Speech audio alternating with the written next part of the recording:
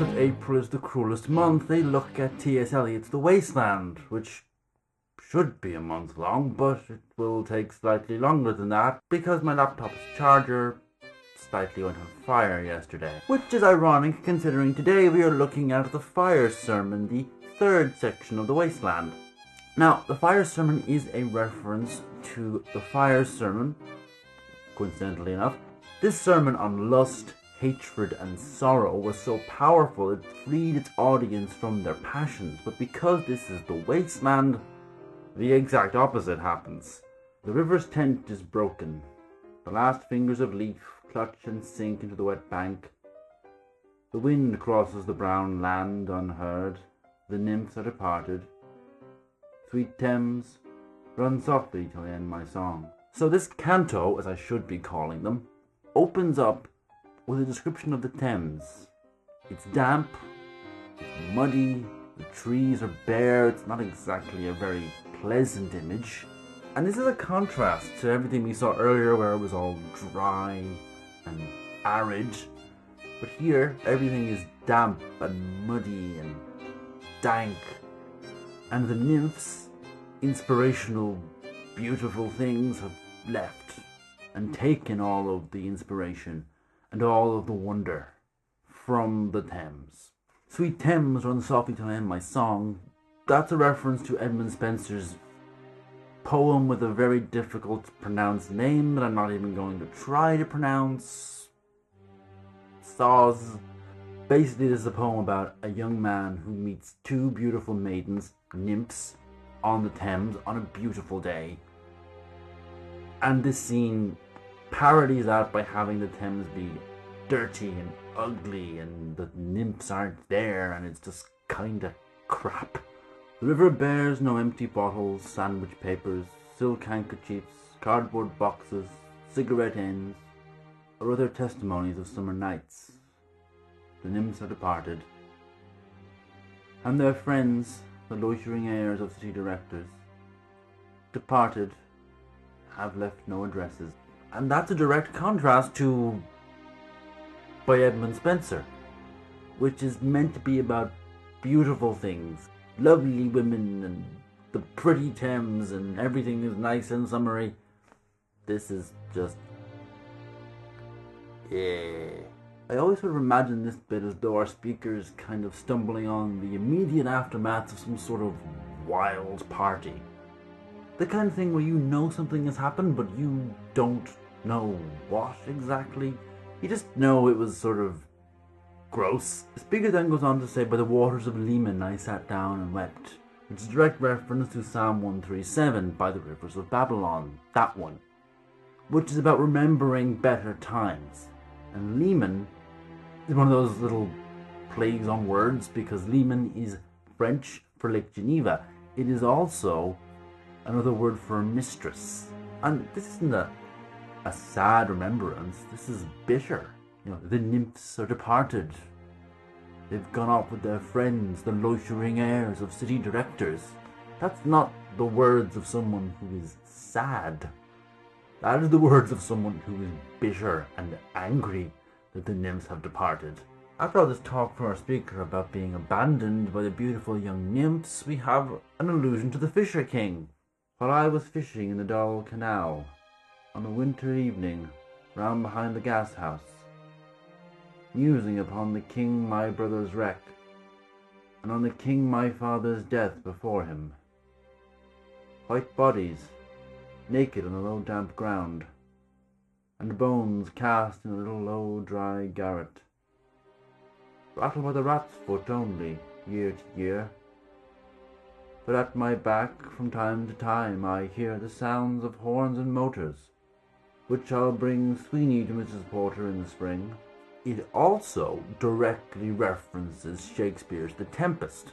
In The Tempest, Prospero, a powerful magician, summons a storm which wrecks his brother's ship and causes him to be marooned on an island. And if you'll notice, nothing is happening. You know, musing on the king my brother's wreck. Everything being talked about in this section has already happened. Essentially, the damage is already done. There is no turning back. All that's left is the remainder of the lusts and the betrayals. At his back, the speaker hears the horns and motors that will bring Sweeney to Mrs. Porter in the spring. Sweeney is a kind of lustful and vulgar character who appears in Eliot's poetry from time to time. Oh, the moon shone bright on Mrs. Porter, and on her daughter. They washed their feet in soda water. As well as being a reference to a World War I song that was popular with Australian troops, it's also a reference to the Parliament of Bees, where Actaeon finds the goddess Diana bathing nude in a river. However, Mrs. Porter doesn't bathe in a river. She bathes in soda water. What this is saying is that in the modern world, we don't need your stinking river water. We've got our fancy soda water, and that is the problem that Eliot has. People are forgetting nature and being decadent and focusing on the man-made and focusing on themselves.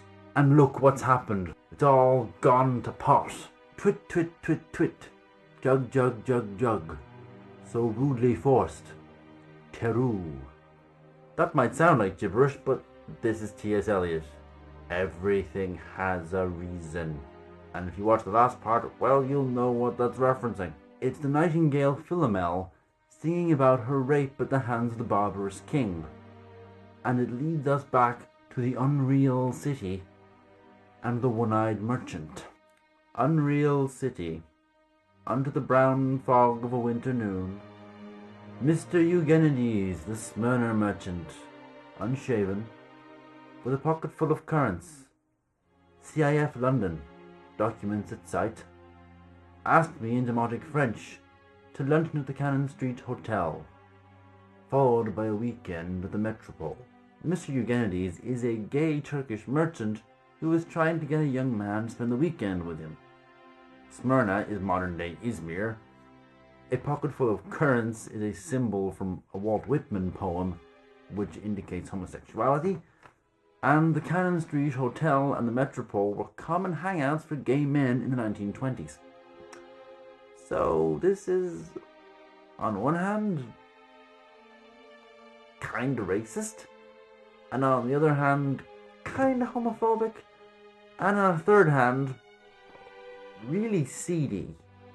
And in a seedy, homophobic way brings us all the way back to the beginning and the whole idea that morals and everything are gone out the window. And now we get to the main scene of this entire section.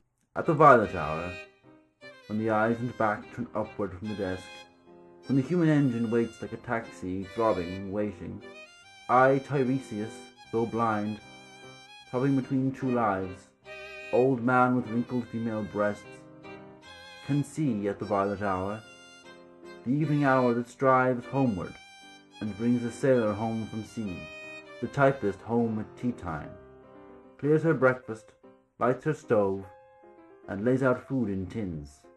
He, the young man carbuncular, arrives, a small house agent's clerk with one bold stare, one of the low on whom assurance sits, as a silk hat on a Bradford millionaire. The typist arrives home and her washing is still hanging out, her underwear is spread everywhere, her breakfast is still on the table and needs to be washed up, and she puts on a meal for her lover, the young man carbuncular. And the young man carbuncular isn't much either.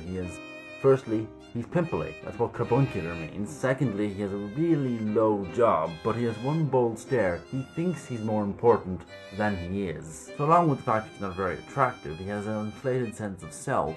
The third character in all of this is the narrator, Tiresias, from Ovid's Metamorphosis.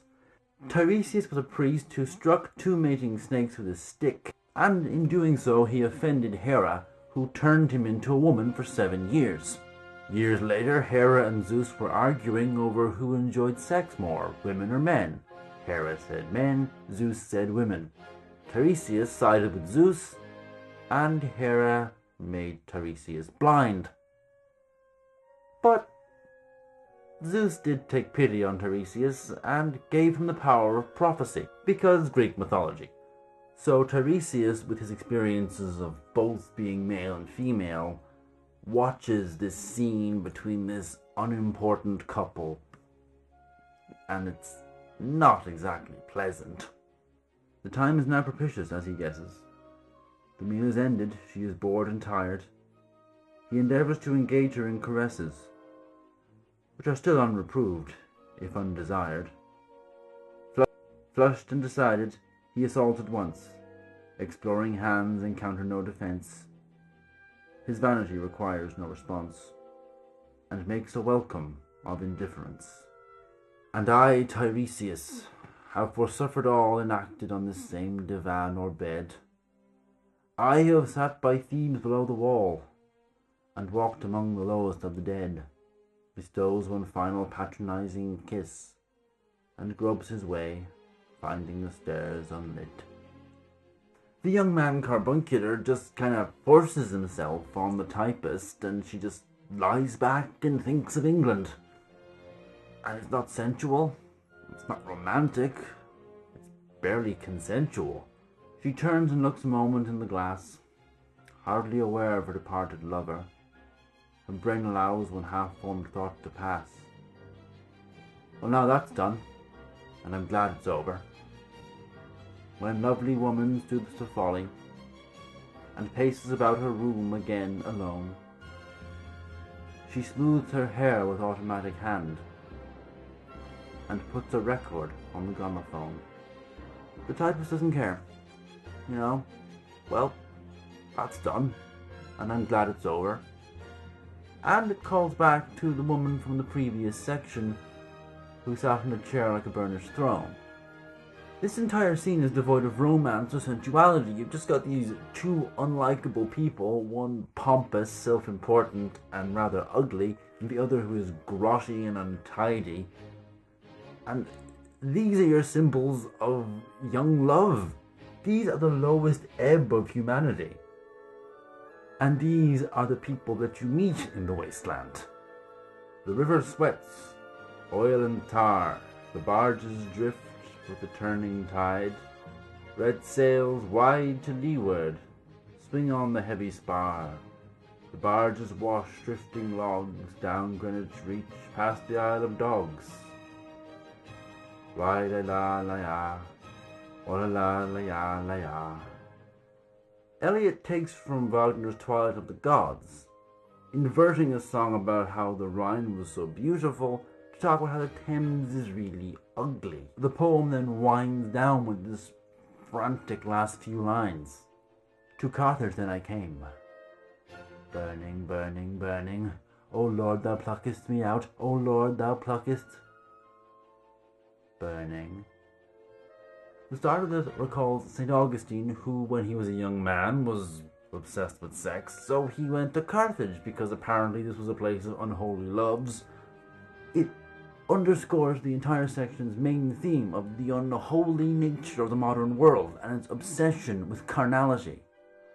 What the Fire sermon shows us is that Eliot thinks that the modern world is just full of disposable relationships that can be thrown away like empty cigarette boxes and sandwich papers. People are just obsessed with lust and carnal thoughts, and there is no room for spirituality. One thing's for certain, if Eliot hated early 20th century modernity that much, he'd really hate 21st century modernity. I can't imagine T.S. Eliot enjoying a world of online dating and Snapchats and Twitter. Join me next time for the shortest part of the wasteland. Death by water.